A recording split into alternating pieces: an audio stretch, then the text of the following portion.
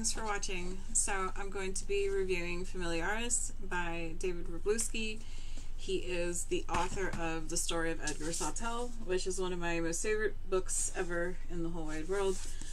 And Familiaris is actually the prequel to The Story of Edgar Sawtelle, and it follows Edgar's grandfather, John, and his grandmother, Mary, their friends, Elbow, Frank, and Sojak to a point. It was...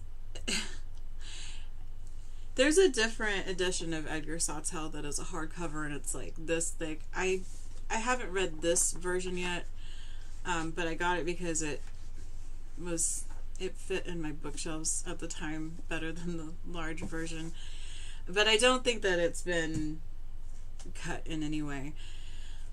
But I don't believe that Edgar Sawtelle was quite as substantial. That's probably the wrong word. I don't think it was quite as long as Familiaris. Familiaris, it starts with John before he meets Mary. It goes through him meeting Mary, them getting married, him finding, or maybe it was Mary. One of them found a dog in the street, and they brought the dog in and took care of the dog. Her name was Violet.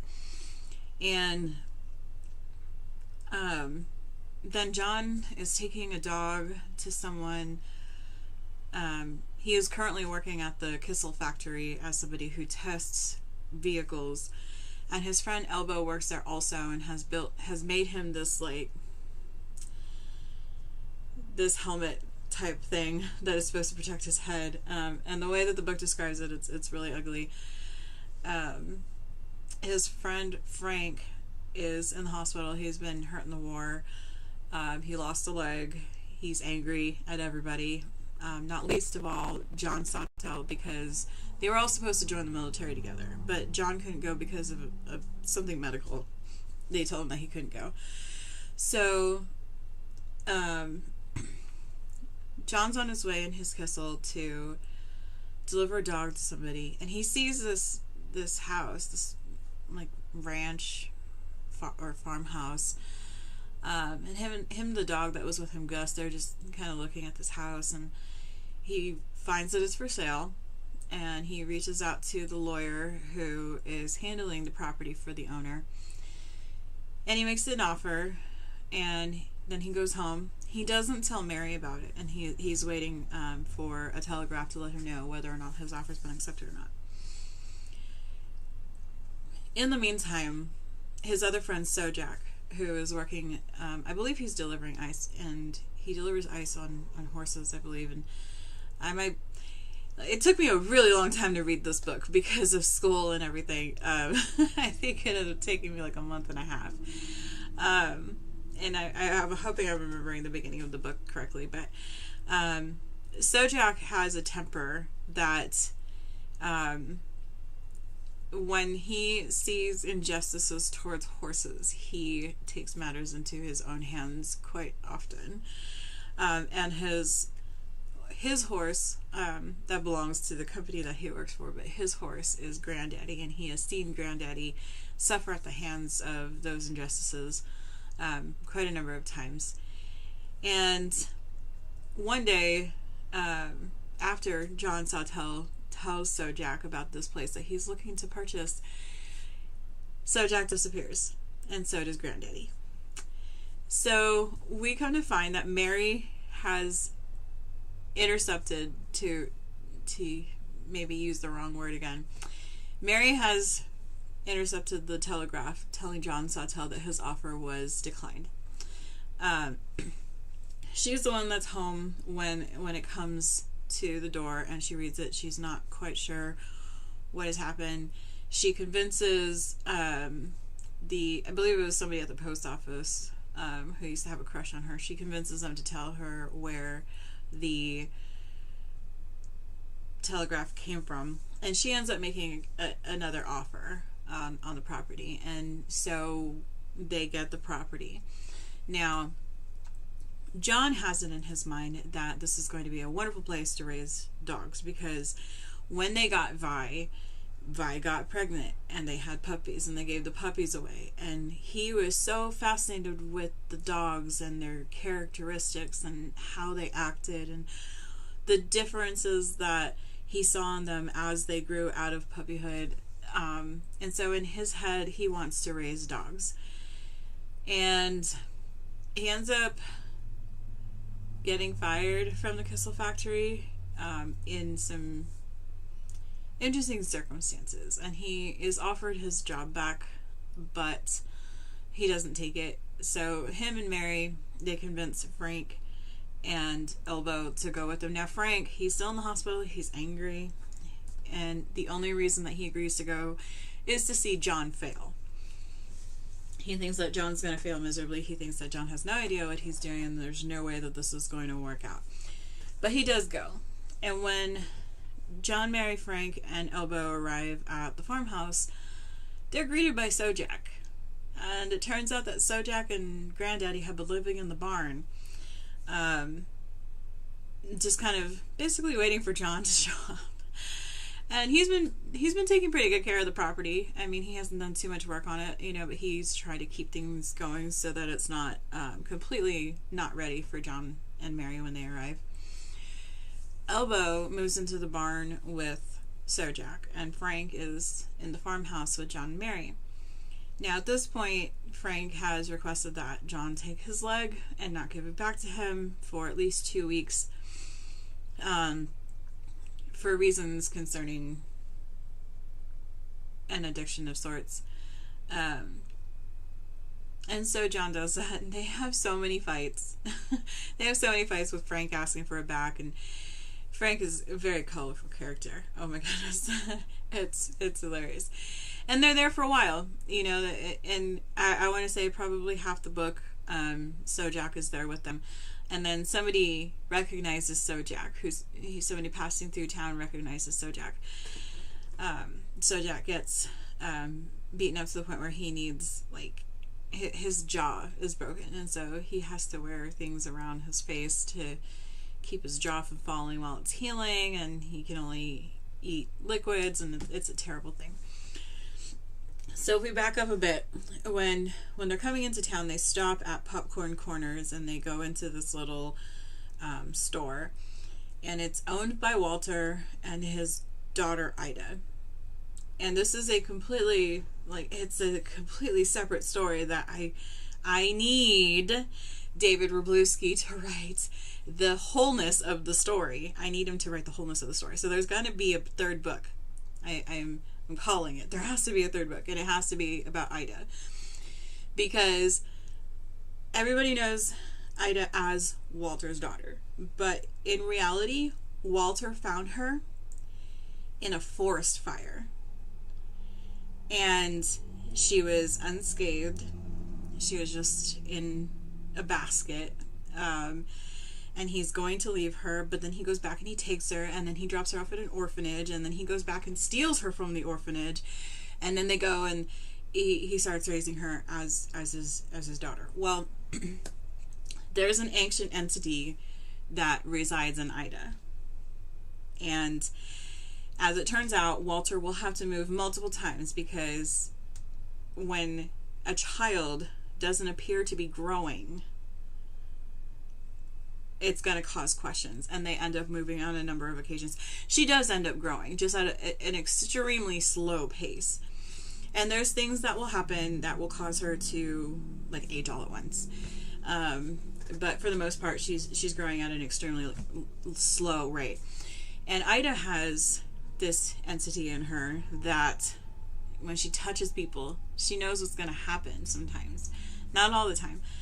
But she can tell, like, she gets, like, reverberations from the future or something. I'm not really sure how to explain it.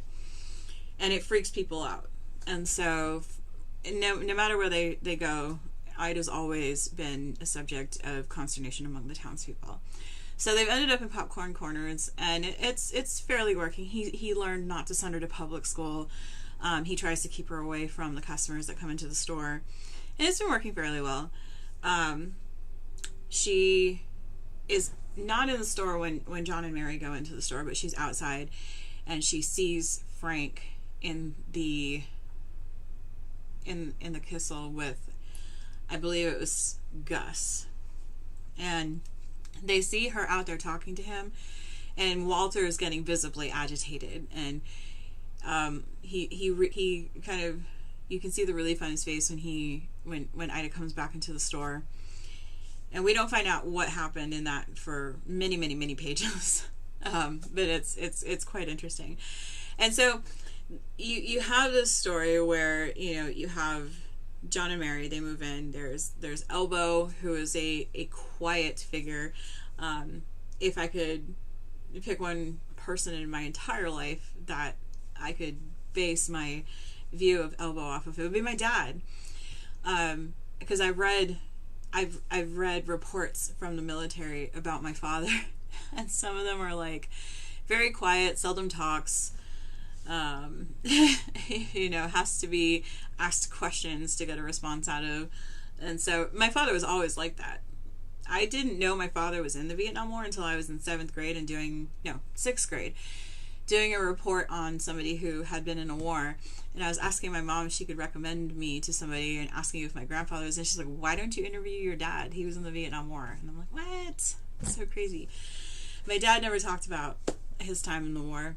I learned more about the Vietnam War from other veterans that I met randomly at like Starbucks bookstores than I did from my dad. He was a very silent type of person. Not to say he wasn't smart. My dad was the smartest person I've ever known. He knew how to work on anything. If I needed help with my homework, it didn't matter what kind of homework it was, he was there to help me. He was a very solid, staunch person when it came to grades as well, which is how I ended up being who I am, I think.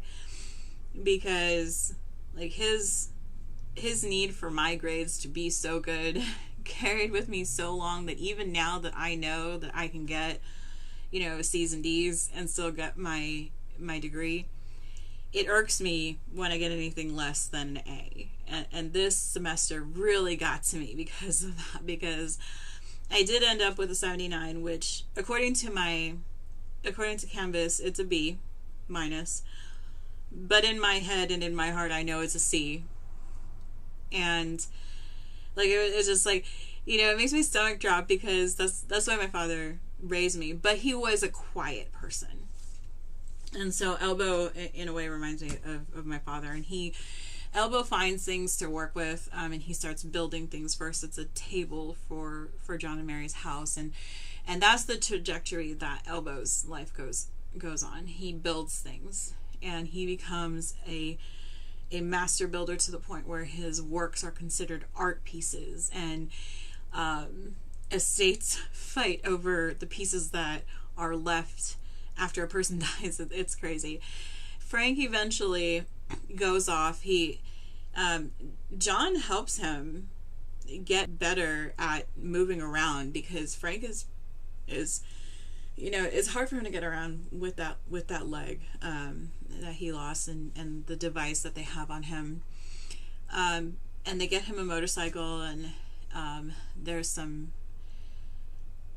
because Frank used to ride a motorcycle, and so eventually, like, Frank gets used to riding motorcycles again. He can't ride it too slow, because then it kind of wobbles and he falls, but he loves riding fast anyway. So eventually Frank takes off on his motorcycle, and the next they hear is he's a like a city famous chef. I think it's in Chicago. And that's the trajectory of Frank's life. Sojak, after the incident with him getting beaten up, the guy who did it comes out and he basically threatens everybody there. He threatens John and Mary, he threatens Elbow and Frank, and he threatens Sojak, and he ends up not leaving ever. But after that, Sojak and Granddaddy, they kind of take off on their own life as well. Mary has 2 children. She has Edgar and Claude. Edgar goes off to the military, and through friends and acquaintances of his father's, ends up working with dogs in the military. And he's known by Gar. His name is Edgar, but they call him Gar. So just to kind of separate that Edgar with the Edgar of the Story of Edgar Sawtelle, we're going to refer him to him as Gar. Now, Claude is the troublemaker, and Claude concerned Mary from a young age, because when they would find out that people were mistreating their dogs, John and Mary would go take care of it. And sometimes they would take Claude along on those trips. And when Mary saw that Claude was a little too fascinated with how it was happening, she told John that they weren't going to be taking Claude with them anymore. And true to fears, Claude grew up. And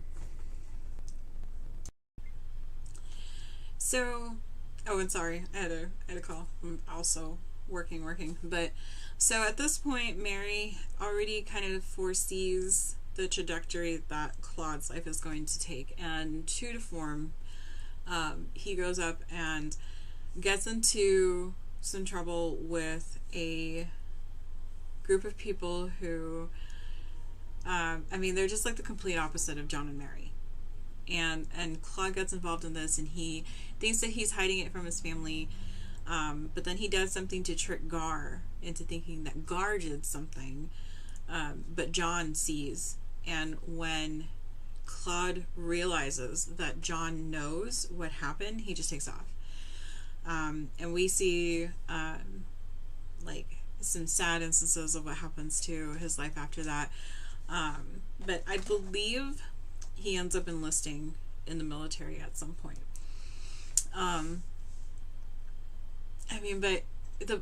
Yes, it's a huge book, and it follows a lot of characters, but it's so fulfilling. Like, if you were a fan of the Story of Edgar Sawtelle, you have to read this book, because it gives you the whole backstory and is so everything. It's profound, it's heartbreaking, it's hilarious, it's mysterious. There's parts with Ida that are just unbelievable. And while the Story of Edgar Sawtelle there was no doubt that it was a magical realism type book, this one, at least when it comes to Ida and maybe a little bit of Elbow, it kind of leans into that magical realism genre a little bit more than maybe the Story of Edgar Sawtelle, at least with its obviousness.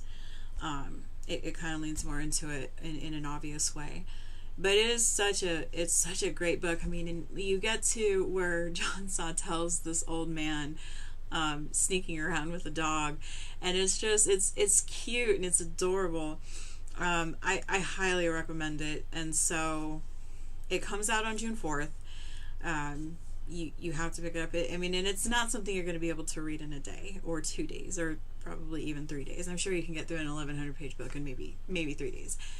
But if you're a busy person like me, like if you work and you have children and you have like land outside that you have to take care of, and you're just, it's going to take you a while to read the book, but it is so worth it.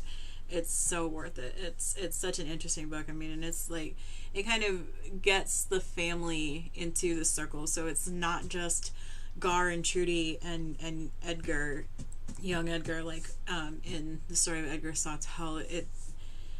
It tells the story of everything that came before, and it is so amazing. So I recommend you read it. Thank you so much for watching.